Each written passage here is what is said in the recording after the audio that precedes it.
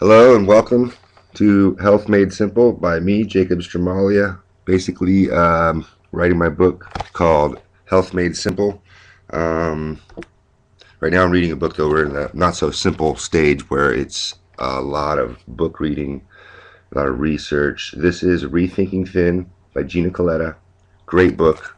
This is a bunch of studies and numbers, and it's got this one study where they take these perfectly healthy guys in their 20s in the military, put them on a stringent diet where they can't eat very much, and basically, to make a long story short, towards the end of this diet, these people were breaking down, looking through trashes. They had long-term damage. They went on, they had chronic diseases, and they're, all stemming from this dieting. Dieting is horribly bad, horribly wrong.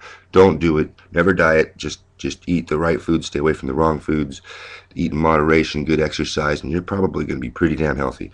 Anyway, this is I wanted to talk about my book coming out, Health Made Simple, and specifically Rethinking Thin by Gina Colada. It is a good book if you have the time to read it. It's got some good information. Highly recommend that you read this book. Right now, the United States is at a fucking messed up point. Our gas prices are through the roof. Our politicians, government are making really bad decisions, and I think a lot of it has to do with our health and what we're eating. Not just regular people, but all the way up to the top. The people that are doing our decision making aren't eating good food, and I think if they were eating good food, they'd make better decisions, and we'd have a better America. But that's my views. Anyway, I'm reading a shitload of books. I'm taking all the information from all these books, I'm compiling it into an easy, simple format for you to use. The book is called Health Made Simple. It's by me, Jacob Stramaglia. It'll be coming out in September. I see a major problem with our food, with the companies. Companies will come out and say there's no trans fats in this product. But then if you look at it, there is per serving. If there's less than half a gram per serving, then they can say that there's no trans fat. But really, there's a half a gram per serving, and the per serving size is like two. Say it's Ritz crackers. The serving size is 3 crackers. Nobody eats 3 crackers. I'm going to go down to Venice with my camera, and I'm going to interview 30 people and ask them, hey, how many do you eat Ritz crackers? And when you do, how many do you eat? You know that nobody eats just 3 crackers. It's a bunch of bullshit. Everybody eats at least 10 of those crackers, which would be 5 grams. 5 grams of trans fat. Trans fat is disgusting. It sits in your system. Trans fat is like, you could put something that's saturated in trans fat, and it'll still be around, preserved 20, 50, 100 years from now. This stuff does not belong in our bodies. It's horribly wrong, and it's making people fat. It's making people have ADHD. It's making people have chronic diseases, bipolar disease, mood swings, all kinds of problems. And it's our food, and the people at the top need to put their fist down and make a stand. They can't allow these corporations, which run this country, by the way, to keep pulling the crap that they're pulling. Trans gram fat, whether it's a half a gram, quarter of a gram, it's in there, and it needs to be listed on the box. But the law says they don't have to list it if it's less than a half a gram. And I think that's a bunch of crap, and that's why I'm putting out this book. We need to wake up, start eating good food, staying away from French fries and fried foods and saturated fats and hydrogenated oils and all these chemicals that you can't pronounce. If you look on the back of a box and you can't pronounce what that is, you shouldn't be eating it. It's that simple. Health Made Simple by me.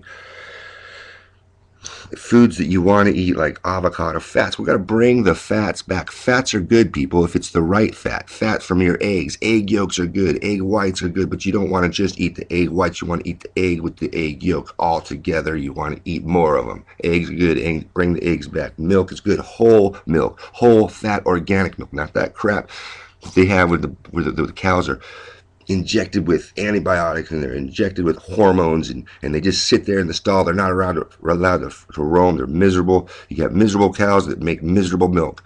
You want happy cows that make happy milk, and that's the milk that you want in your system. You don't want that crap. Get the organic milk.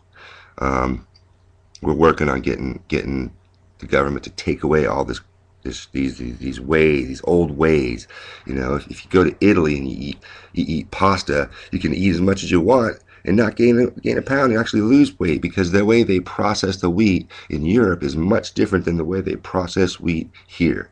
And that's part of the reason why we have so many people breaking out with celiac, or they have to become gluten free, because we don't have whole food. We need to bring the whole food back, and processed meats, hams, the sandwich meat, all of that out. Never, ever, ever eat that. That's on the never eat list. French fries on the never eat list. Avocados are good. Eggs are good. Chicken is good. Vegetables are my favorite best friend. Vegetables, vegetables, vegetables. Anyway, I'm going to wrap it up. This is another book that I read called The Detox Strategy, and that was a good book. We've got the South Beach Diet. I'm not really into it, but I had to read it so that I could get the information for you and tell you what's good, what's not good, whatever. Um, this is Returning to Wholeness. This is a great book. Talks about all kinds of good stuff. It has to do with health. This is the 3 Hour Diet.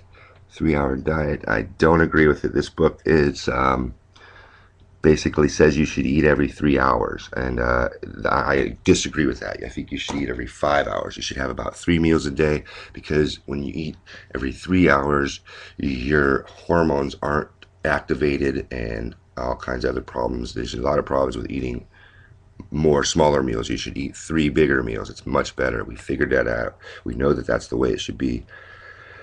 Um, Basically, there's some basic universal laws to dieting, and all these nutritious foods that our rulers ate way back then, guess what? Those foods are still good. They were good back then. They're good now. The fats are good. Bring the fats back. This is another book that I'm reading called, can you see that?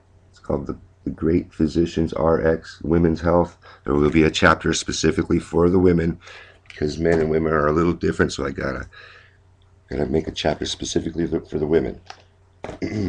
Especially when they're going through menopause and all their hormones break down. You need to know what foods you can eat, what things you can do to help get you through the menopause comfortably, safely, and get you back to your normal functioning self. All right, this is my favorite book right now. This is called The Perfect 10 Diet, and it's by Michael Aziz, MD. This guy's a stud. This is the book. He breaks it down. It's like the ultimate perfect book. All the universal laws are here. Can't mess with this book. There's nothing really bad I can say about this book. It's pretty damn perfect. It gets a little complex, so I'm going to basically try to take this book, everything that's in this book, and put it into a smaller, easier format. But I think that if you have the time, you should definitely read this book. If you're into health, read this book. It's incredible. Anyway, I'm out. I got to get back to writing my book, Health Made Simple, coming out in September. Thank you for watching this. Pass it on to other people. This is Jacob. I'm out.